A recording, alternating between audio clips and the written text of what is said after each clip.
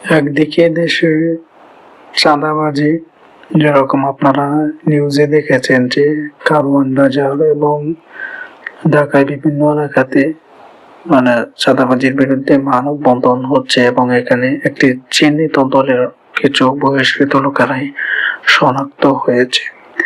এবং আমাদের এই গফরগাঁও উপজেলায় এখানে ওই নমিনেশনকে কেন্দ্র করে, মনোনয়ন দেওয়া না দেওয়াকে কেন্দ্র করে এক প্রার্থীর অনুসারীরা ট্রেন লাইনের লাইন একটা পাশ উপড়ে ফেলছে 21 ফুট, না জানি কতটুকু। এখন চিন্তা করেন এরা দেশের জন্য কতটুক হুমকি স্বরূপ হতে পারে। যদি আগামীতে মানুষ এটাকে ভালোভাবে হ্যান্ডেল করতে না পারে, তারা যদি আবারও তাদের এই গোলামীর জিঞ্জিরকে তাদের পায়ে পড়তে চায় স্বেচ্ছায়, তাহলে তারা এসব করতে থাক, তারা অবলা থাকতে থাক।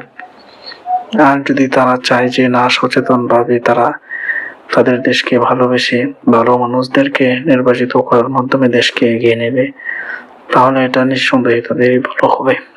আর না হলে তারা আগামীতে পস্তাবে।